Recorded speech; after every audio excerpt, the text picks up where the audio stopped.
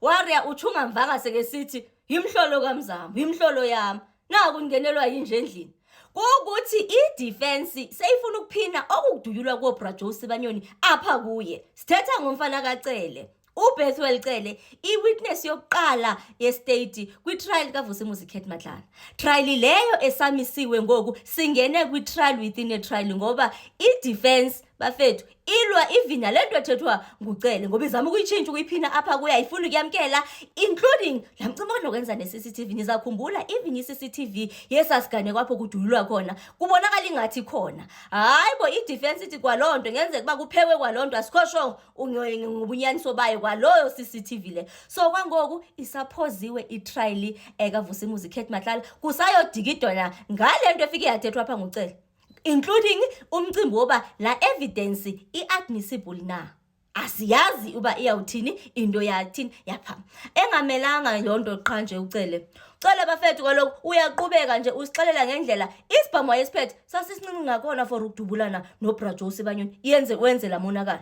Hayibo i-defense ithi hayi man kalondoda leli cala wawukulo wena nelo Bra Joe Sibanyoni including aba ke ngoku ne kungenzeka inoba ngemistake nje ibullet ezime imbinana zaya ngapha kuBra Joe Sibanyoni because wadubuleka kabini uBra Joe Sibanyoni. Hayi andiyazi mina lonto ndiva ngawe kutsho mfana kaCele athi omnye hayi ayiphuthi to you athi oh hayi xa usitsho njalo wena athi omnye ke ngoku izibhamu azikwazi intoba esamnandi siphethe xa sesithetha ngomcimbi wezibhamu ndaniphethe mna u9mm utililinyana nje we9mm la madoda ephethe AK47 obabungozi obenzeka pha mnyana ndisiphethe isibhamu sasingeke sigqobhoze ngapha kwemoto singeni ngapha siyophuma ngapha ya of which la monakalo kuza kwenziwa zi-AK47 uthi xa sisho njalo ndithi hayi man nifuna ukungixelela intoba uMazibu kunesibindi sobaxelela uCele intoba ndoda sizufu phethe isibhamu kanti uthetha ngotilili we9mm kumadoda phethe ingadla ze-AK47 yinto efike yaxelelwa pha kula court.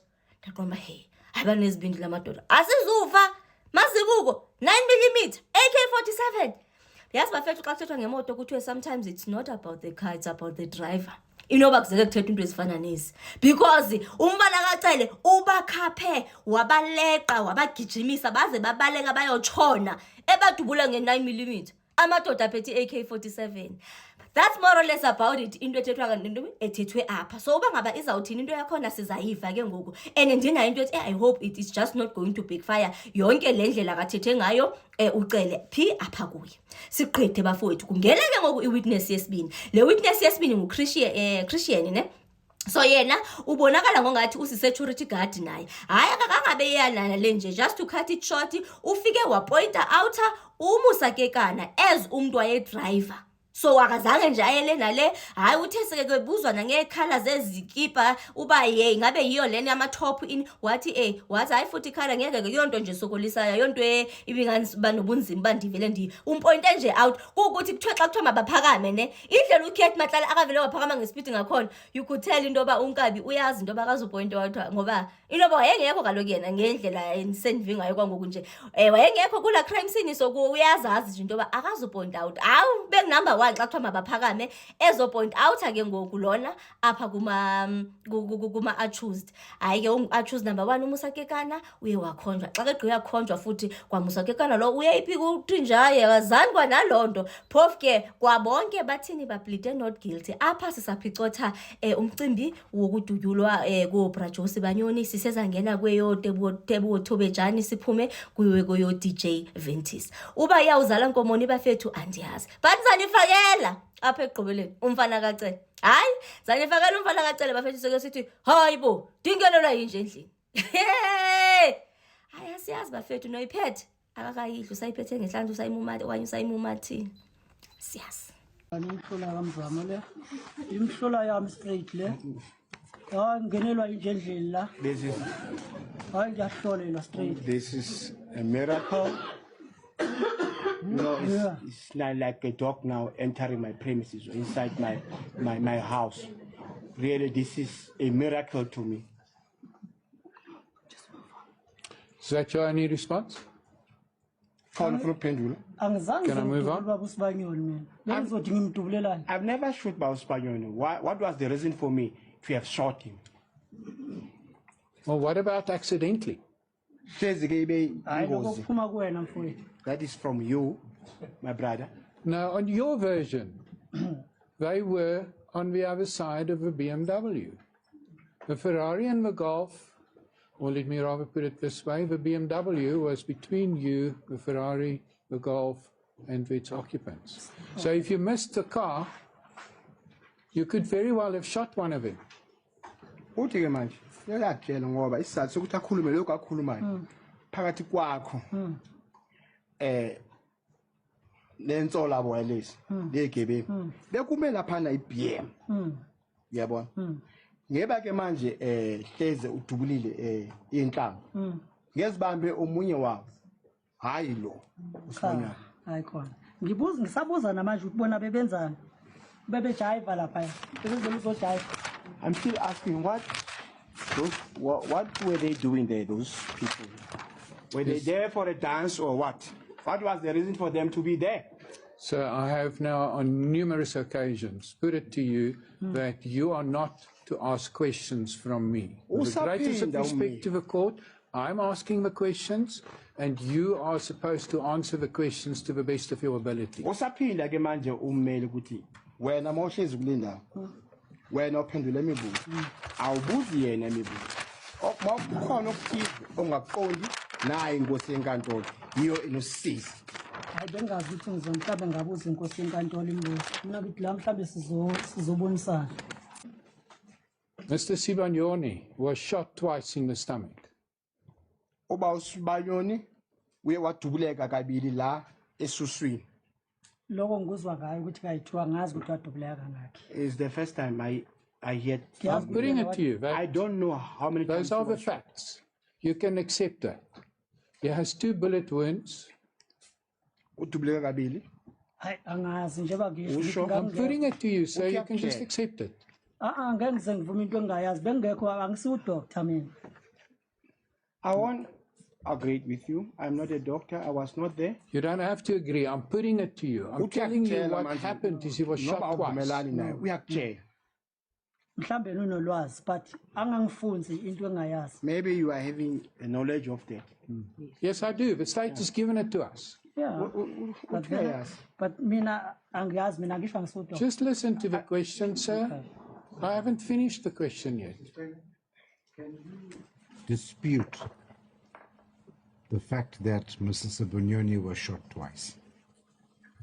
Bawucela ungaphika ukuthi ke manje uba uSibanyoni uyewadubuleka kabili. Ungaphika lo. Nangaphezulu bayingadubuleka. Even above more than twice. Can you dispute it? Ungaphika lo. Angeke ngize ngiphike.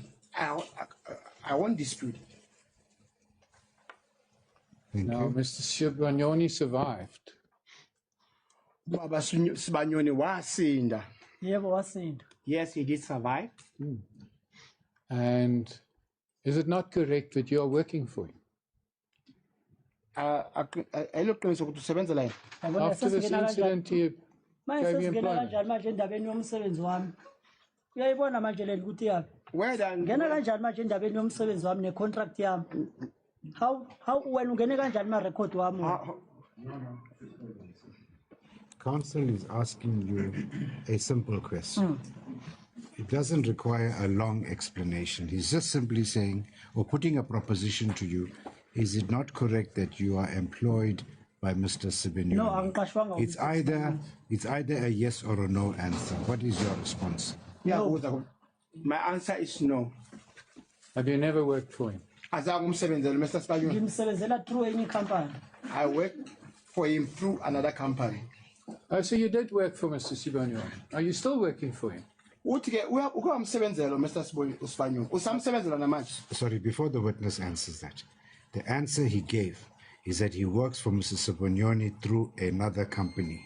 Yes. I think it's only fair to give him the opportunity to explain that. Thank you, Madam. Please explain. Ngimsebenzela ubaba uSibanyoni through any company. Angisebenzi na direct. Angibhadarwa uyi. I'm not working direct with Mr. Sibanyoni. He's not the one who's paying me. I'm working for him through another company.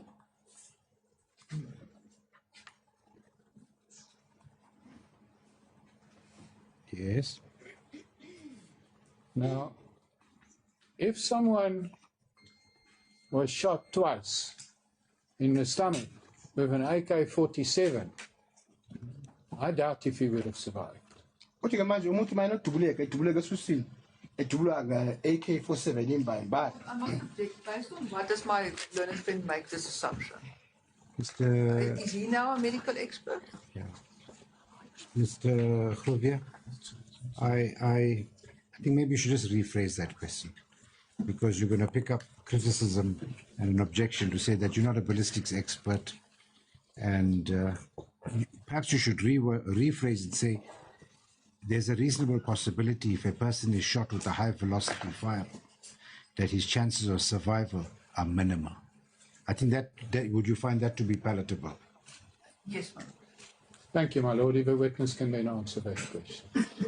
So what Mr. Khrovia is putting to you is that if a person is shot with a high velocity firearm, and to that extent being an AK-47 firearm, the chances of a person surviving that attack upon himself is minimal.